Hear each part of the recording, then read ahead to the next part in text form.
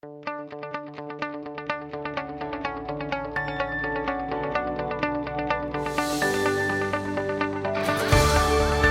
are listening to LOA Recon with the Good Vibe Coach Jeanette Ma, where we dissect the ins and outs and the art and science of conscious creation, all intended to amp up your manifesting game. Let's have some fun together.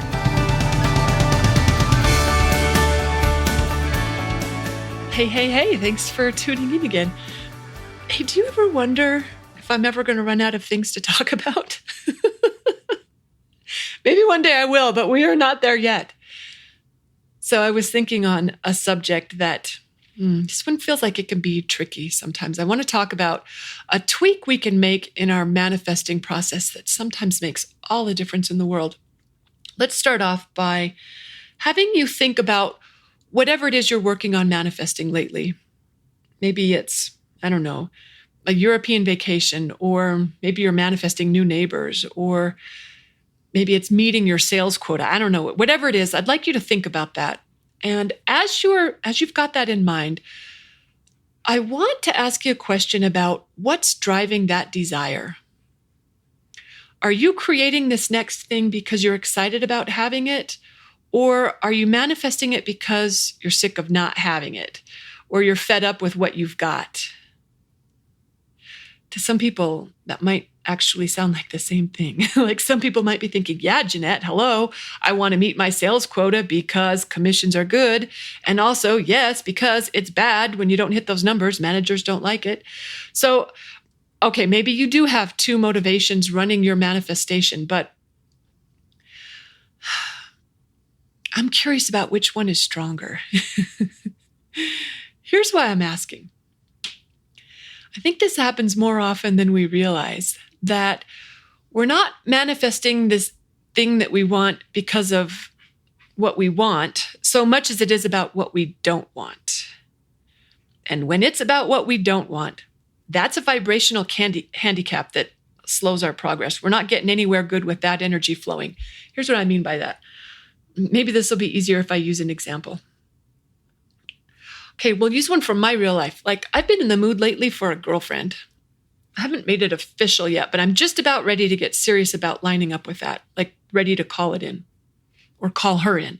I'm talking about a friend, a best friend, an in-person best friend, someone that I could have fun with, someone I could connect with, someone I could support and encourage and confide in and have all of that good stuff come back.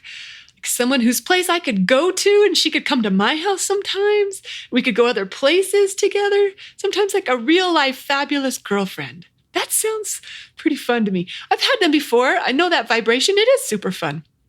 Okay. So there's two ways that I could go about conjuring this girlfriend. One way could be out of a sense of loneliness or isolation. Maybe it could be out of a wistfulness that I've never really had a solid long-term girlfriend. Like I've never had a friend for life. Oh my gosh, some people have friends for life. How cool would that be? All I've had are kind of fair weather friends, or if they move or if they marry or they get a new job or if they're mad because I won't travel with them. For some reason, they stop investing in our friendship, and that really sucks because I'm tired of opening up to new people only to find that it's a conditional relationship, that you can't really count on someone to really be there no matter what. That's not what a friend is. A friend is someone who, well, hang on, I bet the internet knows. A friend is someone, I'm right, Google knows. A friend is someone who knows all about you and still loves you. A friend is someone who understands your past, believes in your future, and accepts you just the way you are. A friend is someone who gives you total freedom to be yourself. See, I knew it. I knew that's what a friend is supposed to be like. I'm tired of not having one. And that's what I'm manifesting, a new friend. I deserve one. It is high time. Life is better with a girlfriend in it. Okay, can you feel me on that? All right, let's compare that to another approach to manifesting a girlfriend, which could go like this. I could be conjuring a new girlfriend. Can you hear me smiling already?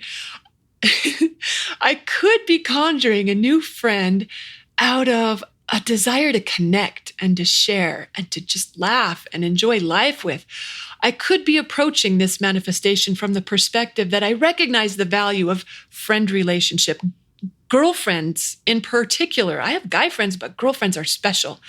And I'm excited to welcome that energy into my life. I could be coming from the realization that I have an amazing life and that what might make it even better is someone new to play with, someone that I could talk to about the things that I can't talk with my parents or boyfriend or neighbors or colleagues or my dogs about. Girlfriends really do. They bring a unique opportunity to share and connect. They're so cool how we could talk about whatever's up and we can love each other through all parts of our life.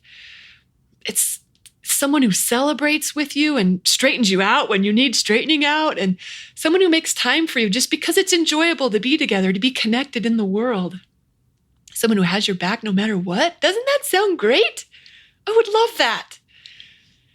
I don't know. Can you hear that difference? I don't know if I said that right, but one approach is from a yearning, wistful absence, maybe even a resentful lack sort of place. And the other approach is more of a happy, looking forward to, can't wait to experience, it'll be so fun when kind of energy. Can you tell the difference? It can be tricky too. It can be tricky for us to know which side of the coin we're on when it comes to manifesting what we want. And the reason I think this matters is because when we're trying to create from a place where we're connected to what we don't want, when we're coming from that place, our results are slow and unsatisfying. Sometimes things even get worse. It's like being tied to the thing that you're trying to leave, but you can't leave it because you're anchored to it. But on the other hand, when we're creating from that place where we're feeling the true desire of it, or maybe a better way to say it is when we're creating for what we want, not against what we don't want, that's a cleaner energy for universe to play with. It works way, way, way better when we're not still handling the don't want side of things. Yes, we know that's where it all starts, with the don't want. That's what contrast is. Abraham tells us that's where all our desires come from. It's where contrast is where the whole party starts. It's from experiencing what we don't enjoy. But the key here is that that's where it starts. It can't be where things stay, or else we are not going to make the progress or get the results that we want. So that's why I think it's worth getting clear about what's driving our current desire. Are you headed towards what you don't want, or are you just trying to get away from what... Did I say that right? Are you headed towards what you want, or are you just trying to get away from what you don't want? There's a difference there. There's a vibrational difference there worth sussing out. I wrote a blog post on this subject where I said the way that you're feeling and the results you're getting, that's going to clue you in as to what your approach is. Like if you're feeling stuck or stymied, you might be dialed more on what you don't want than you are on what you do want. And the remedy for this, it can be as simple as just releasing the resistance to what we don't want. Like just letting it be okay for a minute, not forever, but just for a minute, that this is how things are, or that that's what happened. Because if we keep hanging on to that aspect of things, to that contrast, it kinks up our vibration and it messes up our results. So we want to learn to let go of that contrast and embrace what the contrast created. Turn our attention towards what's coming next, the fabulous thing that contrast made us want. So it's just a matter of making some peace, maybe even appreciating things a little, so that we don't have that pushing against what we don't want. And then in that process, we can turn our attention towards the good side of things, the new and improved aspect, the even better that contrast created. That's how we make sure we're flowing the kind of energy that gets us where we really want to be. Maybe another example would be helpful. Let's do one on the topic of money. I've got a friend who manifests money for the joy of having money, not because he's mad about living paycheck to paycheck.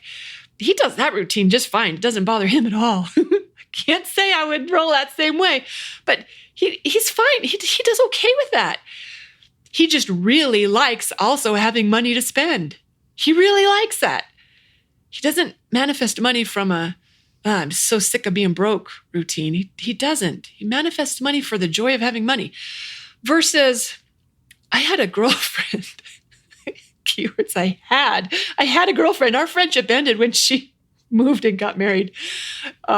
Anyway, this friend, she used to try to conjure a man because she didn't like being alone.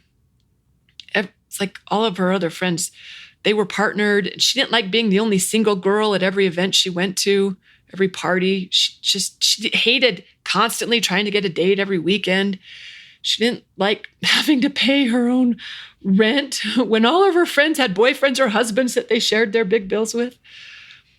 I don't know if you could feel the difference between them, how my money friend, his came from a place of just joy and clean, pure preference, whereas my girlfriend with the man thing, she was rooted. That desire was rooted in what she didn't want. I don't want to keep reiterating that it can be tricky to know where we're coming from, because it's not that tricky. Our feelings and our results are going to be good clues as to what we've got flowing. The reason I'm talking about this is I think it's worth paying attention to if you're looking to fine-tune your manifesting process. So I hope you found something there helpful. Before I go, though, shout out to Melly Black from the UK, who left a review on iTunes for this podcast. She said, Jeanette always adds a little ray of sunshine to my podcasting lineup. Love the hints and tips along the way. The podcast is personal and real, which really appeals. Thank you, Jeanette, for keeping it real. Thank you, Melly Black, for a fabulous review. I sure appreciate hearing from you guys that you appreciate these podcasts, that they're worth listening to. I do value and I consider it a privilege to be led into your world this way. So thank you. Thanks for listening, everyone, and happy manifesting.